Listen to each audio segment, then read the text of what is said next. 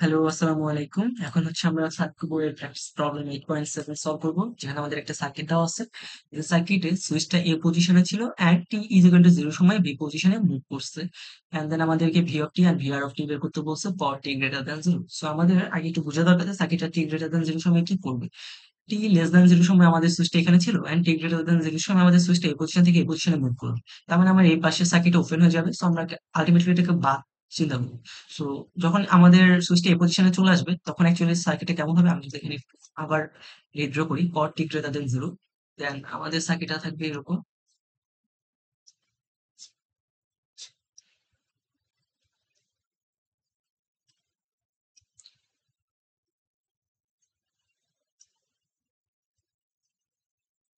So আমরা এখানে দেখতে পাচ্ছি আমাদের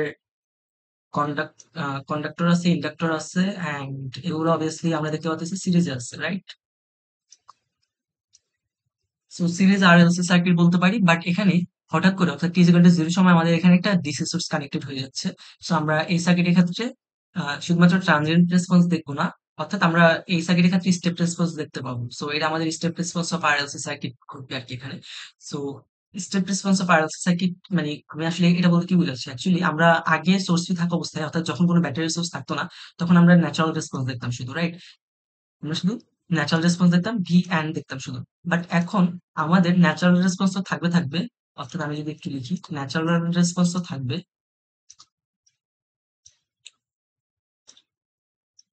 প্লাস আমাদের স্টেডি স্টেট রেসপন্সও থাকবে।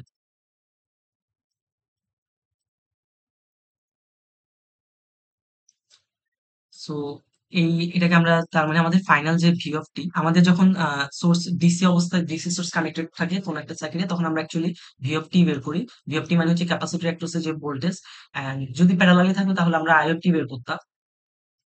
সো ভি অফ টি বের করি যেখানে ন্যাচারাল রেসপন্স ঘটবে and plus steady state response আমাদের শো করবে।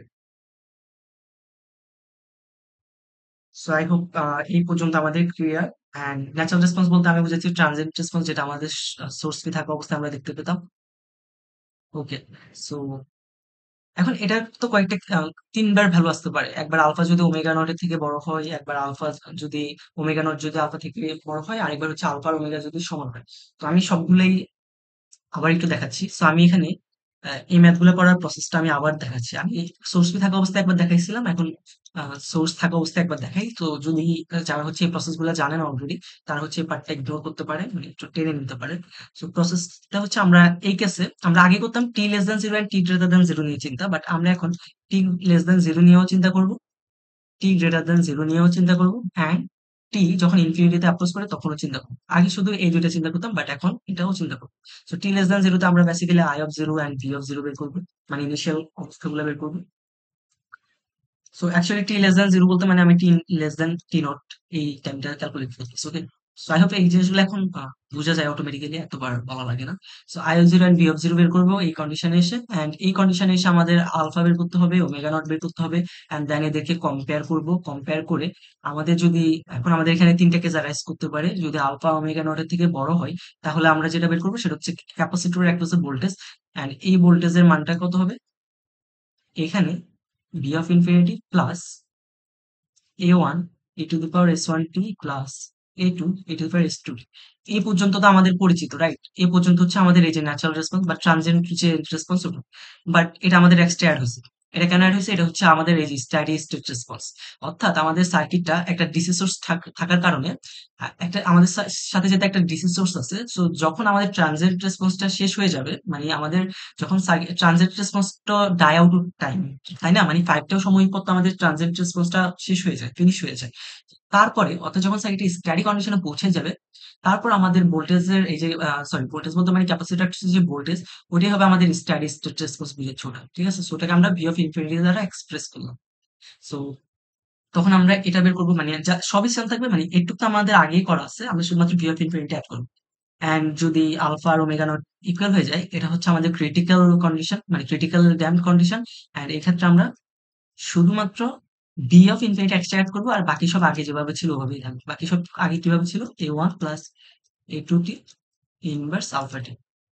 অ্যান্ড সেম ভাবে আমাদের ওমেগা নট যদি আলফা থেকে বড় হয় তাহলেও আমাদের শুধুমাত্র বি অফ ইনফিনিটি মানে এটা বলতে মানে আমরা বুঝাচ্ছি স্টাডি কন্ডিশনের যে ভোল্টেজ।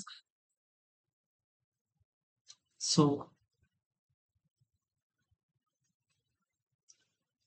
তখন আমাদের মানটা হবে এরকম। অ্যান্ড টি যখন ইনফিনিটি অ্যাপ্রোচ করে তখন হচ্ছে আমরা ভি অফ ইনফিনিটিটা বের করবো শুধু। কারণ এই মানটা হচ্ছে আমাদের এই যে এখানে লাগবে। এটা হচ্ছে আমাদের স্টাডি স্টেট অবস্থায়, স্টাডি অবস্থায় মানে যখন সার্কিটের ট্রানজিট রেসপন্স শেষ হয়ে যায় তারপর আমাদের ভোল্টেজ ক্যাপাসিটর যে ভোল্টেজ ওই মানটা আমি বুঝাচ্ছি। ওকে, সো আমাদের এই জিনিসগুলা আই হোপ এখন ক্লিয়ার। সো আমি হচ্ছে এগুলা মুছে ফেলি এখন। আমার মনে হয় যে আমরা এখন এগুলো এখন বুঝতে পারতেছি। আমাদের সবই আগের মতো, জাস্ট স্টেডি স্টেট রেসপন্সটা অ্যাড করবো, মানে ভি অফ ইনফিনিটি জাস্ট ওটা অ্যাড করে দেবো, দ্যাটস ইট, আর কিছু না। বাকি সবই আগের মতো। And A one A two কেমনে বের করবো, ওই যে ইনিশিয়াল কন্ডিশন চিন্তা করে করবো না। তো ওটা ম্যাথ করার সময় আমাদের যে সময় যেটা দরকার হবে, কেসিএল যদি দরকার হয় কেসিএল, যদি কেভিএল দরকার হয় কেভিএল, অথবা মাঝে মাঝে দেখা যায় যে আমাদের ওই ব্রাঞ্চের কারেন্টটা বা ভোল্টেজটা জানলে আমাদের ওগুলো কিছুই লাগে না, এমনি বুঝে এবং এমনিই আমরা করে ফেলতে পারবো। So, প্রথমে টি লেস দেন জিরো করবো। টি লেস দেন জিরোতে আমাদের কি ছিল, টি লেস দেন জিরোতে আমাদের টি লেস দেন জিরোতে তখন এটা কানেক্টেড ছিল, এটা কানেক্টেড ছিল না, তার মানে এই পার্টটা বাদ থাকবে টি লেস দেন জিরোতে, রাইট? সো এখন আমরা এখান থেকে আইএফটি কিভাবে পাবো? এ ব্রাঞ্চে আমাদের কোনো কারেন্ট ছিল না টি লেস দেন জিরো সময়, রাইট? তার মানে আমাদের ইন্ডাক্টরের মধ্যে কোনো কারেন্ট যাচ্ছিল না, তার মানে আমাদের I of zero is actually zero, right? And আমরা জানি স্টাডি কন্ডিশনে আমাদের হচ্ছে ক্যাপাসিটর ওপেন সার্কিট হয়ে যায় আর ইন্ডাক্টর হচ্ছে শর্ট সার্কিটেড হয়ে যায়। তো এখন বি অফ জিরো কিভাবে পাবো? এটা আমাদের ওপেন সার্কিট হয়ে যাবে, সো এটাকে আমরা এমনি ওপেন করে দিলাম সেটা হচ্ছে, আর নতুন চিত্র আঁকলাম না, এটাকে ওপেন করে দিলাম। তো আমার এই যে এখন তাহলে আমাদের এই ওপেন সার্কিটের ভোল্টেজটা মেজার করবো, রাইট? তো আমার ওপেন সার্কিটের ভোল্টেজটা এই 2 ওহমের অ্যাক্রোসের যে ভোল্টেজ এটা সমান হবে, কারণ এই দুটোই দেখা যাচ্ছে প্যারালালি আছে। তো আমি যদি 2 ওহমের অ্যাক্রোসের যে ভোল্টেজ ড্রপ এটা বের করতে পারি তাহলেই হবে।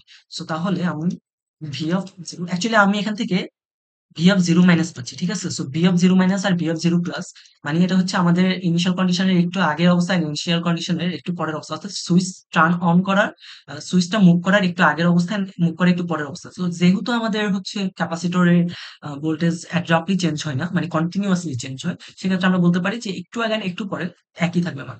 এন্ড এটাকে আমরা ভি অফ জিরো বলতেছি। এন্ড আই নট এর ক্ষেত্রে সেম, আই নট এর ক্ষেত্রে হচ্ছে আমাদের ইন্ডাক্টরে যেহেতু কারেন্ট কন্টিনিউয়াসলি চেঞ্জ হয়, মানে অ্যাব্রাপ্টলি চেঞ্জ হয় না, তা সে অনুসারে আমরা এটাকে ডিরেক্ট লিখে দিছি। তো এগুলো আমি আগেও বলছি, কারণ আমি হচ্ছে বারবার রিপিট করতে চাচ্ছি না আরকি। সো এটাকে আমি লিখে দিতে পারি টোটাল আমার 2 ওহমের একটা হচ্ছে যে ভোল্টেজ ড্রপ এটা, রাইট? সো আমি ভোল্টেজ ডিভাইডার এপ্লাই করব। 18 ভোল্ট এই দুইটা রেজিস্ট্যান্সের মধ্যে ভাগ হয়ে যাচ্ছে। সো আমি এখানে 18 ইনটু এই রেজিস্ট্যান্সের অ্যাক্রোসে যাচ্ছি, তাহলে 2/3। সো আমি ভোল্টেজ ডিভাইডার এপ্লাই করতেছি, সিম্পল, দেন এটা 6 হয়ে যাবে। সো এখান থেকে আমি ভি অফ 0 এর মান যেটা পাই সেটা হচ্ছে 12 ভোল্ট। সো আমাদের এই পার্টের কাজটা শেষ। ওকে, সো আমাদের এই পার্টের কাজটা শেষ। এখন টি গ্রেটার দেন জিরোতে কি হবে আমরা ওটা বের করবো। সো টি গ্রেটার দেন জিরোতে আমাদের চিত্রটা আঁকা আছে অলরেডি, মানে আমাদের ডায়াগ্রামটা আঁকা আছে, আর আঁকলাম না। সো এখান থেকে আমরা টি গ্রেটার দেন জিরোতে আমরা প্রথমে আলফাটা ক্যালকুলেট করি। সো আমরা যদি আলফাটা ক্যালকুলেট করি, আলফা ইজ ইকুয়াল টু কি? ওকে, আরেকটা জিনিস আমি দেখানোর সময় দেখাইছিলাম কিনা জানি না, এটা কি একটা second order equation, second order circuit না? সেকেন্ড অর্ডার সার্কিট হচ্ছে কি, আমরা হচ্ছে সেকেন্ড অর্ডার ডিফারেনশিয়াল ইকুয়েশন দ্বারা এক্সপ্রেস করি। সো ওটার ক্যারেক্টারিস্টিক মূল যেটা, ওটাকে আমরা এস দ্বারা এক্সপ্রেস করি, এন্ড এস হচ্ছে minus alpha plus minus root over alpha square minus omega not square. So alpha alpha and ওমেগার মান সিরিজে থাকা অবস্থা একটা ছিল, এন্ড যখন সোর্স ফ্রি সিরিজে থাকা অবস্থা একটা ছিল, আর এখন যখন সোর্স কানেক্টেড থাকে তখন আলফা এর মান হচ্ছে 1/2 আসছে, যখন সোর্স ফ্রি না, মানে যখন source connected. And omega not এর মান হচ্ছে 1/√ওভার অফ এলসি। ওকে, সো এটা হচ্ছে আমাদের ক্যারেক্টারিস্টিক মূল। সো আমরা তাহলে এখান থেকে আলফার মান পাবো 1/2 আসছে। সো 1/2 আসছে মানে আর এর মান হচ্ছে আমাদের 10, অ্যান্ড সি এর মান হচ্ছে 1/40। সো আমরা এখানে মানগুলো বসিয়ে দেবো, 1/2 ইন্টু 1/40 ইন্টু 10। সো আমাদের এটা কাটা যাবে, অ্যান্ড এখানে 2 থাকবে। সো আমরা আলফা ইজ ইকুয়াল টু পাবো 2, রাইট? এখানে চাপ থাকবে, সো 2 উল্টে যাবে, so alpha is equal to 2 পাবো।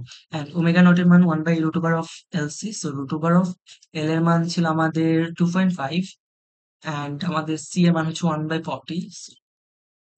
1/40 ইন্টু 2.5। সো এটা যদি করি আমাদের ওমেগা নট এর মান কত দাঁড়াবে? 1/√ওভার অফ 1/40 ইন্টু, এটা হচ্ছে আমাদের 4 আসতেছে। ওকে, সো আমরা আলফা পেলাম, ওমেগা পেলাম, এখন হচ্ছে আমাদের কম্পেয়ার করার পালা। সেখানে আমরা দেখতে পাচ্তেছি omega not is greater than alpha. Okay, so এটা আমাদের কোন কেস? এটা আমাদের আন্ডার ড্যাম্পড কেসটা। সো আন্ডার ড্যাম্পড কেসে আমাদের ক্যাপাসিটর অ্যাক্রসে যে ভোল্টেজ বের করার সূত্র ওটা তো আমরা জানি, রাইট? ভি অফ টি হবে স্টেডি স্টেট রেসপন্সটা plus e inverse alpha t a one cos omega dt plus a two sine omega dt.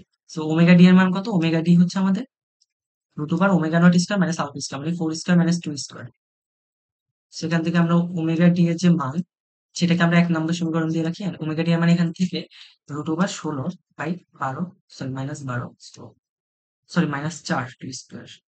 So 16 minus 4 so root over 12 হবে। সো এটা হবে আমাদের 2 রুট 3 বা 3.46। এটা হচ্ছে 2 রুট 3 বা 3.46। আমাদের এই মানটা বের করা হয়ে গেল। বাট স্টিল আমাদের এখনো a1 এর মান জানি না, a2 এর মান জানি না, b অফ ইনফিনিটি এর মান জানি না। মানে স্টেডি কন্ডিশনে পৌঁছানোর পর আমাদের ভোল্টেজটা জানি না। সো এটা আমরা এই কেস থেকে বের করতে পারি। সো b অফ ইনফিনিটি যখন পৌঁছে যাবে সার্কিটে এটাই থাকবে, জাস্ট স্টেডি স্টেটে পৌঁছে যাবে, রাইট? সো স্টেডি কন্ডিশনে পৌঁছে গেলে আমাদের এটা হয়ে যাবে ওপেন সার্কিট এন্ড এটা হয়ে যাবে শর্ট সার্কিট। ঠিক আছে? এটা শর্ট সার্কিট হয়ে যাবে যেহেতু ইন্ডাক্টর শর্ট হয়ে যায় এন্ড ক্যাপাসিটর ওপেন সার্কিট হয়ে যায়। তো সেক্ষেত্রে আমাদের আই অফ ইনফিনিটির মান আমরা এখান থেকে বের করব। আমরা আইএফ ইনফিনিটি কত হবে? এটা ওপেন হয়ে যাবে। সো ওপেন হয়ে যাওয়া মানে এই লুপে আর কোনো কারেন্ট ফ্লো হবে না। সো কারেন্ট ফ্লো না হলে তো এটা জিরোই হবে, 0 ampere. And V of infinity বের করব। ভি অফ ইনফিনিটির মান কত হবে? এখানে যেহেতু কোনো কারেন্ট ফ্লো হচ্ছে না, তার মানে আমাদের এই 10 ওহমের মধ্যে আমার কোনো ভোল্টেজ ড্রপ হবে না। তার মানে আমাদের এখানে যে 15 ছিল এখানে 15ই, তার মানে এই ওপেন সার্কিট অ্যাক্রসে ভোল্টেজ 15 ভোল্টই থাকবে। যেহেতু ভোল্টেজ ড্রপ হচ্ছে না কোনো।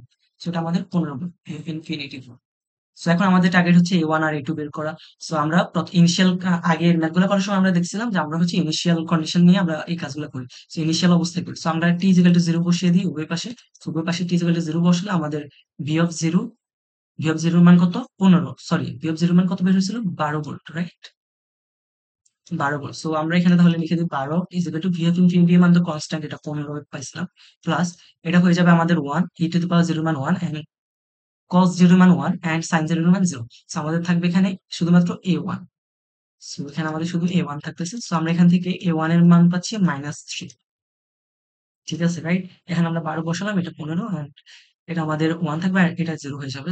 যদি t0 বসালে তো ওমেগা d ইনটু t 0 হবে। সো আমাদের a1 পেলাম, বাট আমাদের এখনো a2 জানা নাই। সো a2 জানার জন্য আমরা একবার যদি উভয় পাশে ডিফারেন্সিয়েশন করি তারপর আবার ইনিশিয়াল অর্থাৎ t 0 কেসের চিন্তা করব। সো আমরা উভয় পাশে একবার ডিফারেন্সিয়েট করি। উভয় পাশে একবার ডিফারেন্সিয়েট করলে আমাদের dv by dt is equal to, এটা তো 0 হয়ে যাবে যেহেতু এটা একটা ভ্যালু। সো যেকোনো একটা ভ্যালুকে ডিফারেন্সিয়েট করলে অবভিয়াসলি 0 হয়। এন্ড এটাকে ডিফারেন্সিয়েট করব। আমরা একটা কাজ করি, একই একই সাথে 0 বসাই দিই। মানে আমরা একই সাথে ইনিশিয়াল স্টেট মানটা বসাই দিলাম। মানে ইনিশিয়াল অবস্থা চিন্তা করতেছি। মানে আমরা ডিফারেন্সিয়েশন করে একই সাথে টি এর মান বসাই দিব। তো যাতে হচ্ছে আমাদের মানে লাইনটা একটু কমাই দিতে পারি। আমার মনে হচ্ছে এখন এগুলো আমরা বুঝবো, এত ঝামেলা হবে না। সো ভি অফ ইনফিনিটি কে আমরা যদি ডিফারেন্সিয়েট করি 0 হবে। সো এটা লিখলাম না। দেন এটাকে ডিফারেন্সিয়েট করব। সো প্রথমে ই ইনভার্স আলফা টিকে স্থির রেখে এটাকে ডিফারেন্সিয়েট করব। সো ই ইনভার্স আলফা টি কে মানে আমরা একসাথে যেটা বসে দিচ্ছি, তার মানে ই টু দি পাওয়ার 0 মান 1, সেখানে 1 হবে ইনটু এখানে ডিফারেন্সিয়েট করব। So omega D into a1 sin omega t হবে, right? So sin omega t এর মান 0 হবে কারণ টি এর মান 0 বসিয়ে দেব। সো এই পার্টটা 0 হয়ে যাবে, এটা লিখবো না। দেন এখানে ডিফারেন্সিয়েট করলে omega D into a2 into cos omega dt. So cos omega dt এ টি এর মান 0 বসালে আমাদের 1 থাকবে। সো আমরা এখানে লিখবো omega D into a and into 1 থাকবে। সো 1 তো আর দেওয়া লাগবে না। দেন হচ্ছে আমাদের এটাকে কনস্ট্যান্ট রেখে এটাকে ডিফারেন্সিয়েট করব। সো এটাকে ডিফারেন্সিয়েট করলে minus alpha into e to the power minus alpha t আসবে। So minus alpha into e to the power alpha t এর মান কত? 0। সো সরি আলফা টি এর মান হচ্ছে 0। তার মানে ই ইনভার্স 0 এর মান ইনভার্স 0 এর মান কত হবে? 1 হবে। সো এখানে 1 এন্ড এটার ভিতরে যদি আমি 0 বসাই টি এর মান তাহলে এই পার্টটা শুধু থাকবে এন্ড এই পার্টটা 0 হয়ে যাবে কারণ sin 0 এর মান 0। সো আমাদের এখানে থাকবে শুধুমাত্র a1। ওকে, সো এখন আমাদের দরকার হচ্ছে DV by DT of 0 plus বের করা। এই মানটা আমাদের কাছে জানা হবে। সো এটা আমরা বের করব। ওকে, আমাদের টার্গেট হচ্ছে এখন এই মানটা বের করা। সো এটা বের করার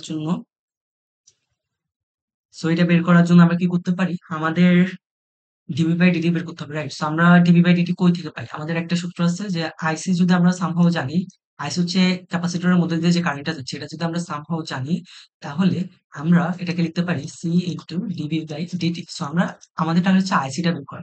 এখন আমরা যদি একটু খেয়াল করি আমাদের ক্যাপাসিটর অ্যান্ড ইন্ডাক্টর হচ্ছে সিরিজে আছে, রাইট? তার মানে আমাদের ইন্ডাক্টরের মধ্যে যে কারেন্টটা যাচ্ছে ক্যাপাসিটরের মধ্যে একই কারেন্ট যাচ্ছে না? তার মানে আমাদের inductor current and capacitor current একই। আমরা হচ্ছে ইনিশিয়াল কেসের জন্য যদি চিন্তা করি মানে আইসি অফ জিরো প্লাসের জন্য এই কেসটার জন্য চিন্তা করলে আমরা এই মানটা তো আমরা বের করছিলাম, রাইট? এই মানটা কত বের করছিলাম? 0 বের করছিলাম। ইন্ডাক্টরের মধ্যে যে কারেন্টটা যাচ্ছে ক্যাপাসিটরের মধ্যে একই কারেন্ট যাচ্ছে। যেহেতু সিরিজে তো আমি এই কারণে ডিরেক্টলি আইসি অফ 0 কে 0 লিখতে পারি। Is equal to C into DV by DT of 0। So এখান থেকে আমরা সি সো 0 বাই সামথিং মানে তো 0। সো আমরা বলতে পারি যে DV by DT is equal to 0। So আমাদের এই মানটা পেলাম। সো আমরা এখানে এটাকে 0 বসিয়ে দেব। এপাশে এটাকে 0 বসালে আমার ওমেগা ডি এর মান কত পাইছিলাম? 3.46। সো 3.46 অ্যান্ড এটা কি ছিল? এটা তো A1 ছিল, রাইট? A1। সো এটা কি 1 ছিল? সরি এটা A2 ছিল। এই পাশেরটা থাকবে না ডিফারেন্সিয়েশনের পর এটা cos হয়ে যাবে and cos 0 ডিগ্রি মান 1 and এটা sin হয়ে যাবে sin 0 ডিগ্রি মান 0 তার মানে পরেরটা 0 তার মানে এটা A2 ছিল। সো ওমেগা ডি এর মান বসালাম and A2 বসালাম মাইনাস আলফা এর মান কত পাইছিলাম 2, রাইট? সো 2 ইনটু A1 এর মান কত -3। সো মাইনাস মাইনাসে প্লাস হয়ে যাবে 3। সেখান থেকে আমরা A2 এর মান বের করে ফেলতে পারি। A2 এর মান কত হবে -6 বাই 3.46। সো এই মানটা আমাদের আসবে -1.734। ওকে, সো আমাদের সবগুলা চলকের মান আমরা জানি। এখন হচ্ছে আমরা শুধুমাত্র ১ নং এর মানগুলো সব বসিয়ে দিই। সো আমরা যদি এখন মানগুলো বসিয়ে দিই ১ নং এ, সেক্ষেত্রে কি হবে আমাদের? ভি অফ ইনফিনিটি এর মান বের করছিলাম 15। সো 15 প্লাস ইনভার্স আলফা এর মান হচ্ছে আমাদের 2। সো 2t A1 এর মান হচ্ছে -3। সো -3 cos ওমেগা ডি এর মান 3.46। সো 3.46 t and মাইনাস এ প্লাসে মাইনাস হয়ে যাবে। So minus 1.73 sin 3.46t। So এটা হবে আমাদের answer. So I hope clear. আচ্ছা আমাদের আরেকটা ভ্যালু বের করতে বলছে, এটা হচ্ছে VR of t. So VR of t বের করতে হবে। ভিআর অফ টি বের করা তো কোনো সমস্যা হওয়ার কথা না। কেন সমস্যা হওয়ার কথা না? কারণ হচ্ছে আমরা যদি ক্যাপাসিটরের মধ্যে দিয়ে যে কারেন্টটা যায় এটা বের করতে পারি তাহলে আমরা এখানে 10 ইনটু ওই কারেন্টটা গুণ করলেই আমাদের ভিআর অফ টি পেয়ে যাবো। কারণ কি? কারণ হচ্ছে আমাদের এই দুইটা হচ্ছে সিরিজে আছে। সো আমাদের ক্যাপাসিটরের মধ্যে দিয়ে কারেন্টটা যাবে আমাদের এই রেজিস্ট্যান্সের মধ্যে একই কারেন্ট যাবে। সো আমাদের ক্যাপাসিটরের কারেন্ট বের করার সূত্র কি? এই যে এখানে একবার লিখছিলাম। সো আমরা এখন এটাকে এই সূত্রটা এপ্লাই করে ক্যাপাসিটরের মধ্যে কারেন্ট বের করব। সো ওই কারেন্টটা বের করে 10 দ্বারা গুণ করে আমরা মানটা পেয়ে যাবো। বাট এখানে উল্টা দিতে হবে। কারণ আমাদের এই পাশে হচ্ছে হাই পটেনশিয়াল, এই পাশে হচ্ছে লোয়ার পটেনশিয়াল। সো আমি তাহলে করি। তো এটা করার জন্য আমার একটু জায়গা দরকার। কোন একটা পার্ট মুছে ফেলি। আমার মনে হয় যে আমি এই পার্টটা মুছে ফেলতে পারি। এগুলো আমার ভালো লাগছে, রাইট?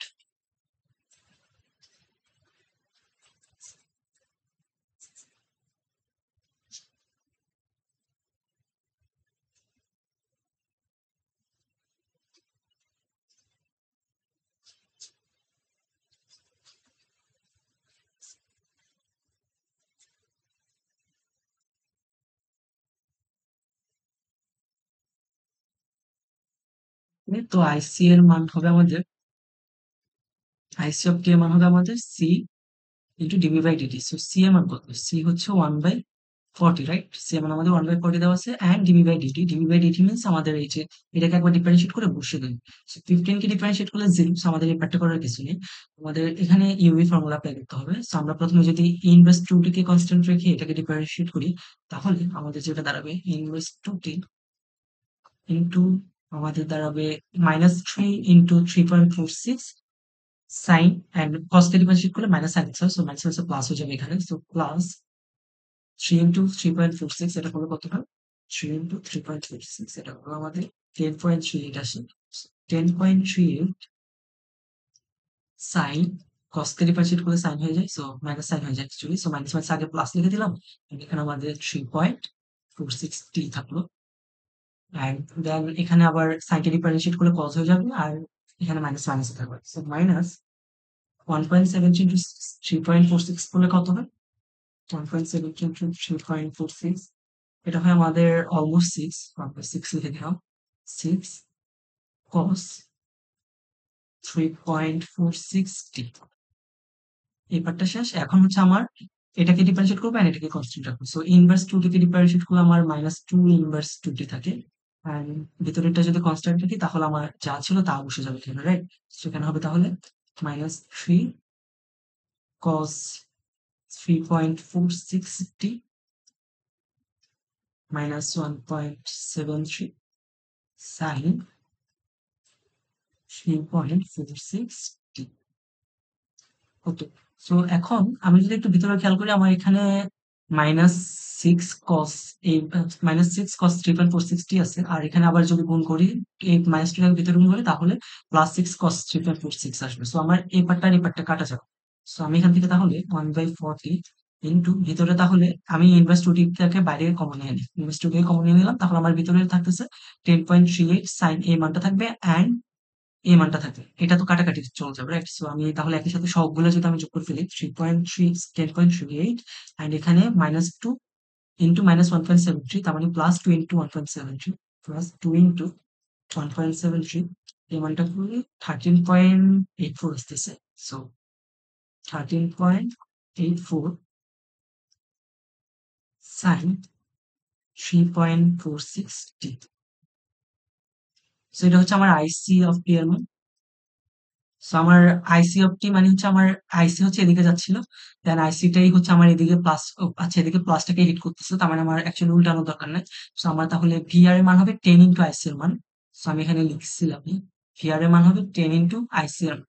সো আমি হচ্ছে এখানে তাহলে ভিআর অফ টি এই মানটাকে যদি লিখি তাহলে এটার সাথে জাস্ট 10 গুণ করবো, 10 গুণ করলে আমার আহ কাটাকাটি গিয়ে নিচে থাকবে শুধু 4। সো আমি একই সাথে এই মানটাকে 4 দ্বারা ভাগ করে ডিরেক্টলি বসিয়ে দিই। 13.84 by 4 that will give us 3.46 again. So আমার এটা আসবে 3.46 inverse 2t and sin 3.46t and একক হবে ভোল্ট। সো এটা হচ্ছে আমাদের আনসার। আই হোপ বুঝে গেছে। আসসালামু আলাইকুম।